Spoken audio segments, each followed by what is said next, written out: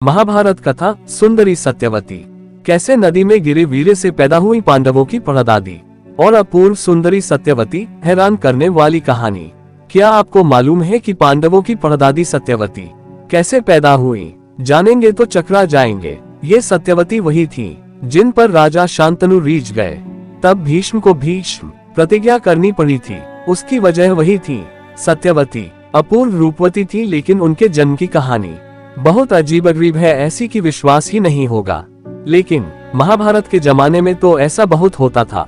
महाभारत की कहानी की शुरुआत जिस स्त्री से होती है वो सत्यवती है। वह पांडवों के बाबा विचित्रवीर्य की मां थी, जिनसे पांडु और धृतराष्ट्र का जन्म हुआ मछली के पेट से पैदा हुई थी।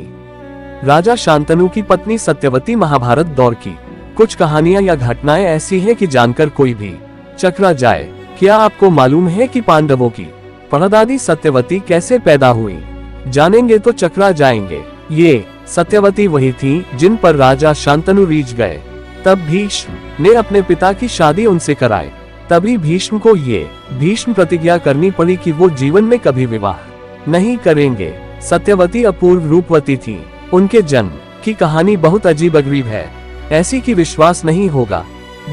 महाभारत की कहानी की शुरुआत जिस स्त्री से होती है वो सत्यवती है, जिन्हें देखकर हस्तिनापुर के राजा शांतनु मोहित हो जाते हैं। बाद में सशर्त उनकी सत्यवती से शादी होती है, जिससे उनके दो बेटे होते हैं। ये होते हैं चित्रांगद और विचित्रवीर्य। फिर विचित्रवीर्य की पत्नियों से पांडु और धृतराष्ट्र का जन्म होता है। महाभारत में ऋषि व्यास इस कथा को कहते हैं। उस समय चेदी नाम का एक देश होता था, जिसके पुरु वंश के राजा थे उपरिचर वसु। उपरिचर इंद्र के दोस्त थे। उनके विमान से ही वह आकाश का गमन किया करते थे, इसी वजह से उनका नाम उपरिचर पड़ गया। मौत के करीब आए तो पांडु ने अपने बेटों के सामने क्या शर्त रखी? पांडव थे हैरान। उपरिचर की राजधानी के करीब शुक्तिमत नाम की नदी थी। एक दिन राजा शिकार खेलने गया। तभी वह अपनी रूपवती पत्नी गिरिका का स्मरण करने लगा। इससे वह कामासक्त हुआ। कथा कहती है इससे उसका वीर्य स्खलित हो गया। उसने इसे एक बाज पक्षी को दिया और कहा कि इसे उसकी पत्नी तक पहुंचा दिया जाए। वीर्य से नदी की मछली गर्भवती हो गई। जब बाज वहां से इसे लेकर उड़ा तो रास्ते में उस पर आक्रमण हो गया। नतीजतन ये वीर्य नदी में गिर गया।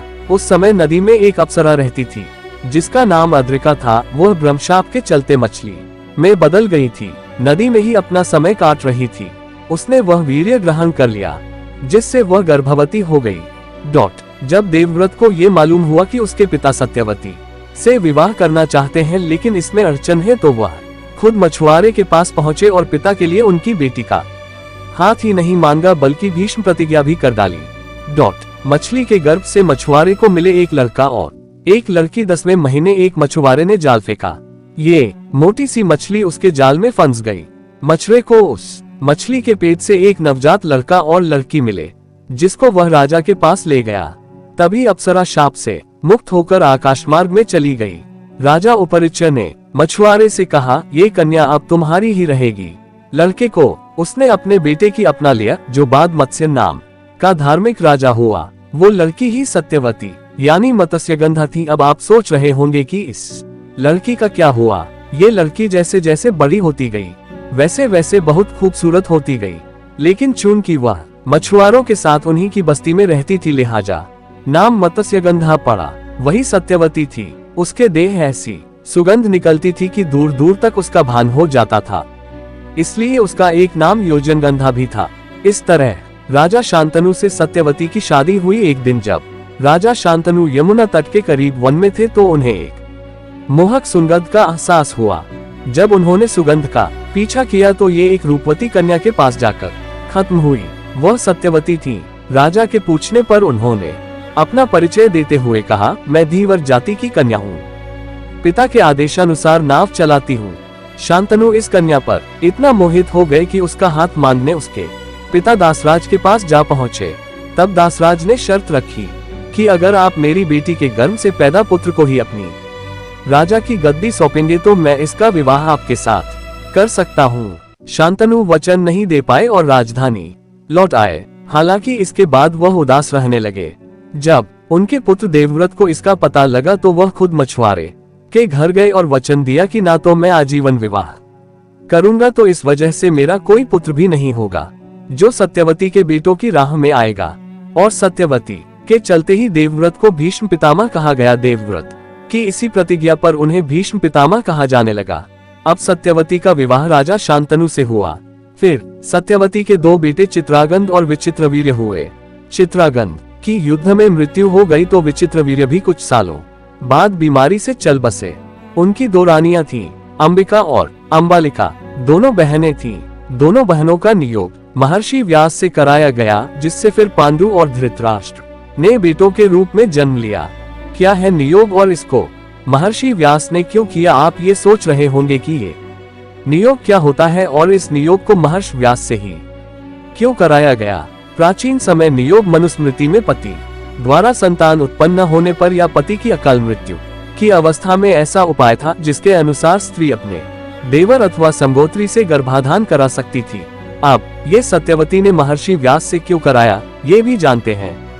विचित्रवीर्य के बगैर किसी संतान के मृत्यु हो जाने पर सत्यवती ने जब अंबिका और अंबालिका का नियोग कराने की बात की तो उन्होंने व्यास को बुलाया। उसी समय उन्होंने भीष्म को बताया कि व्यास भी उनके बेटे हैं। इसके बारे में भी जानिए। सत्यवती के शरीर से पहले मछली जैसी गंध आती थी। मत्स्यगंधा नाव से लोगों को यमुना पार कराती थी। एक दिन ऋषि पाराशर वहां पहुंचे। ऋषि को यमुना पार जाना था। वे मत्स्यगंधा की नाव में बैठ गए।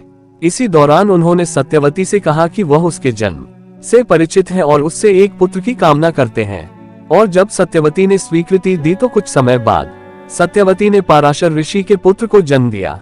जन्म लेते ही वह बड़ा हो गया।